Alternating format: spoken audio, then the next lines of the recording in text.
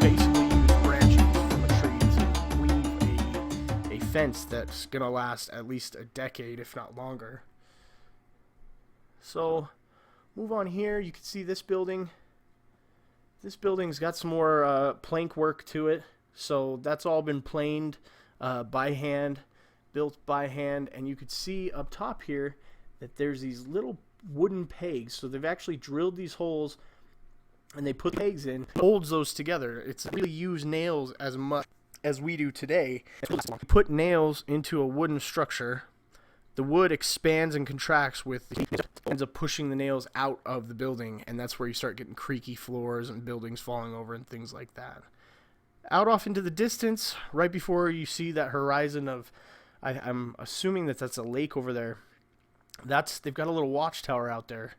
That's a pretty cool structure. I've never actually seen evidence of watchtowers, but I'm sure that at some point they picked it up because the English used watchtowers quite a bit after they were raided so many times. So they'd put watchtowers up, especially close into bodies of water, to make sure that nobody was coming in, or they could prep before somebody was going to invade.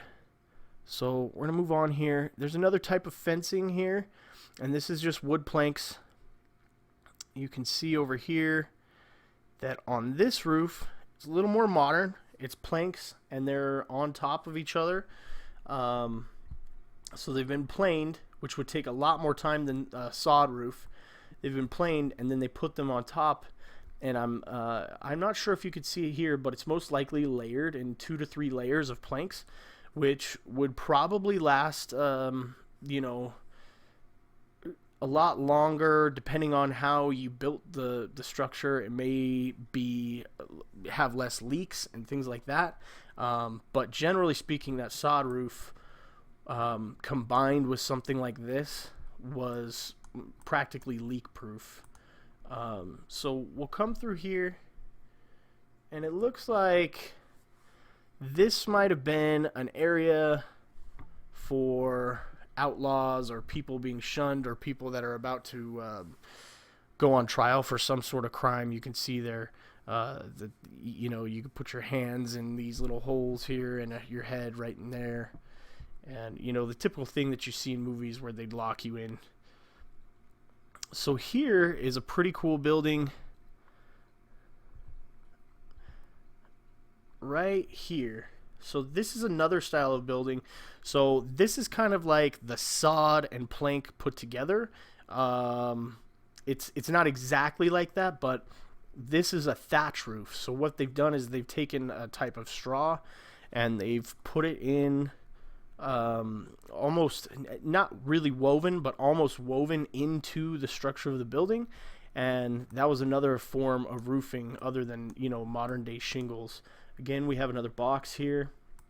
If you take a close look at this, though, this is kind of, they still use this type of timber framing in a lot of European structures. I just watched a huge video on it, like the German structures and things like that. So this is timber framed right here.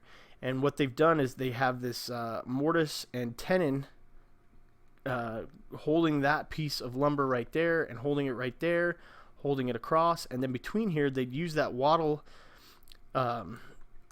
just like this. They would weave the walls together, and then what they're going to do is they're going to put a sort of soil, dung and straw. Sometimes they use hair from animals, and they put that, and that's what holds the walls and makes their walls solid like that, and prevents the elements from getting in. So we're going to move over here. Now this, I'm not exactly sure what they use this for, but if it was my guess, since there's no actual gate inside, but it's small enough that you could essentially jump over it, or if you're tall enough you could walk over it, that this would be a great little spot for chickens.